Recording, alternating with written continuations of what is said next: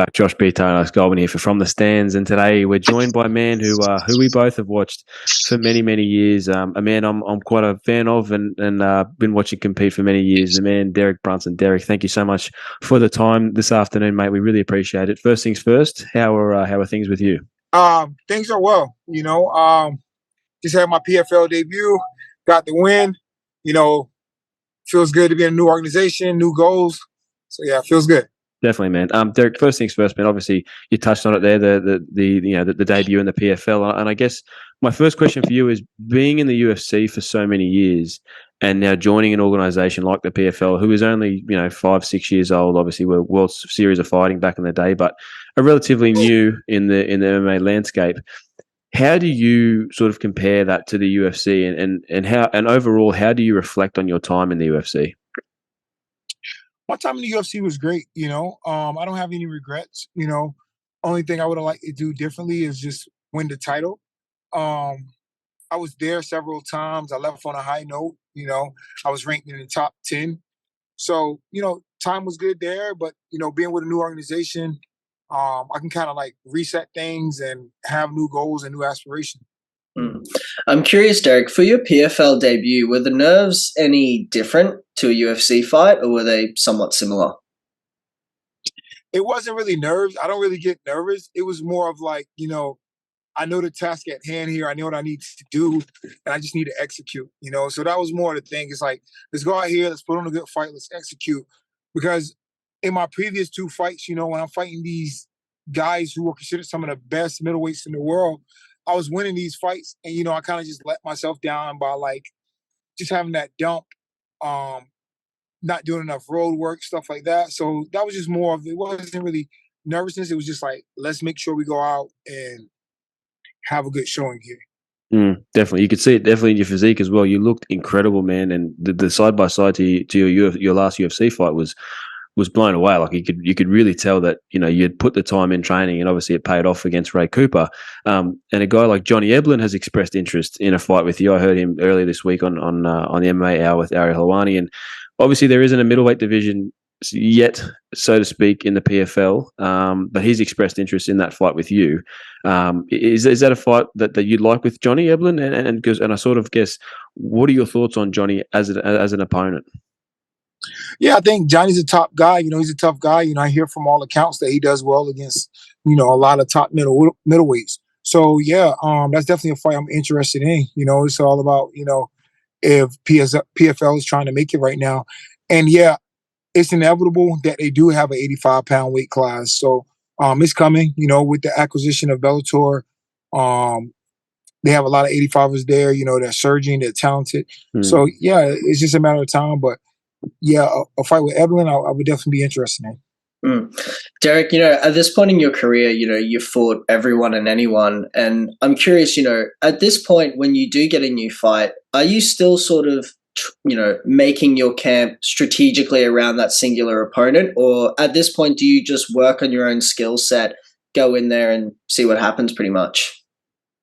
Yeah, so at this point, it's always been like I always felt it was like me against myself. Early on when I was younger, I feel like I can beat anybody. I'm like, they got to beat me. And at this age, I still feel like that's the case, and I haven't been proven wrong. Like I said, in my last 8 fights, I believe I lost twice, maybe something like that. I was on a 5-fight win streak. Yeah, that's something correct. like that. So, and the 2 that I did lose, like I was dominant. I won the first round, probably 10-8. And potentially, there's an argument we made 10-8 in the first round of both of those fights. And, I just faded really big in the second round. So it's all about, preparing to be the best fighter that I can be and making sure my preparation is right, making sure that I'm hitting these detailed points, because I'm not at the point where I feel a drop off. It's just all about just being sharp. Yeah, definitely. Derek, like we talked about earlier, there is no middleweight division yet. That is coming though. In 2025, I believe Don Davis has made it clear that they will be implementing a middleweight division. Then I guess my question is what are your early plans for next year in terms of competing wise? Are you happy to sort of have these showcase events, and hence sort of how many times are you looking to fight next year? Yeah, 205 tournament was the thing coming in, but it opens up all type of possibilities with Bellator coming in, with my new training regime, all the road work, my Yep. weight stays down pretty good, I'm pretty ripped up. So it's like, I'm finding out these things at an early age that can play a big role in my performances. So you never know. Jake Paul's there, he always wanted to fight. When it comes to boxing, if he really want to dabble in this MMA thing, what guy better that he's gonna get bang for his buck. He's gonna get a tough opponent, a guy that's been around for a long time. So I think he probably answer the call. I think he's fighting next weekend, so he probably answer the call after his fight. I think he's probably focused on that fight, and then he'll probably. Fighters go from fight to fight.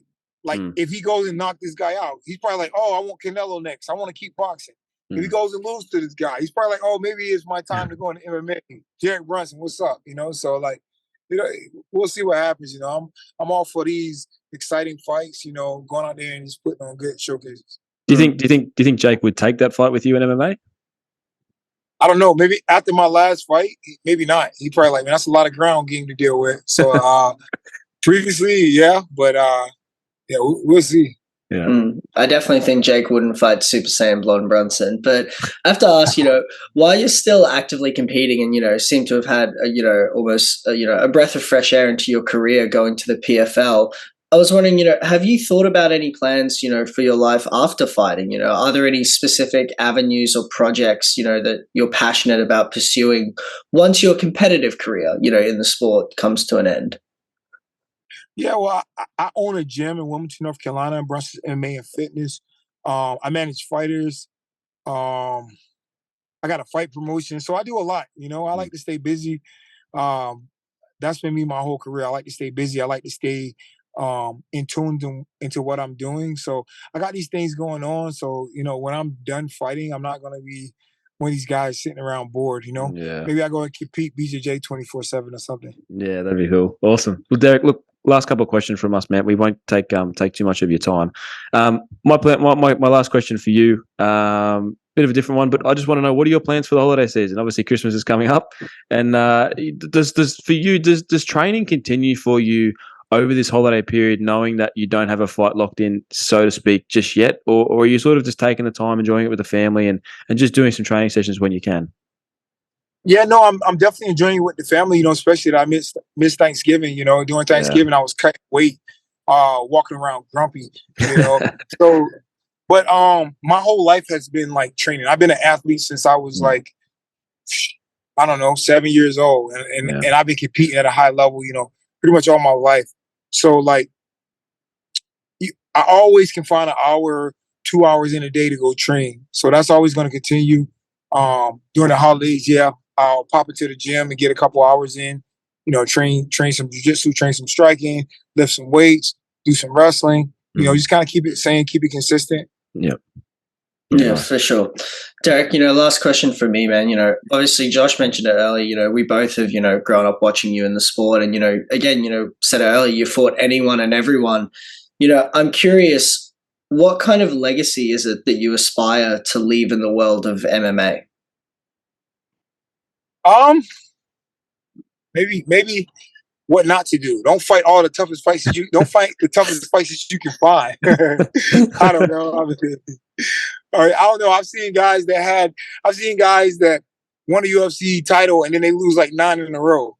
Or win a UFC title and then they just skid for the last, 10 to 12 fights, can't win a fight. So I don't know. I always took tough fights. I always was like, give me the fight that's the fans gonna like, what's gonna be exciting, But I don't know. I had a great career and still continuing, and still want to do some more things and get some big fights and get some big wins. Definitely. Well, Derek, thank you very much for joining us this morning, man. It's been an absolute privilege to have you on for both Josh and myself, man. Wishing you all the best for, the rest of your journey in PFL. I know we're still holding out for the return of Blonde Super Saiyan Brunson. Can't wait to see that again. But, man, we'd love to talk to you again in future. Thank you for joining us. All right. Thank you, guys. See you. Thanks, Derek. Appreciate it, brother. Thank you, man. All right. See you.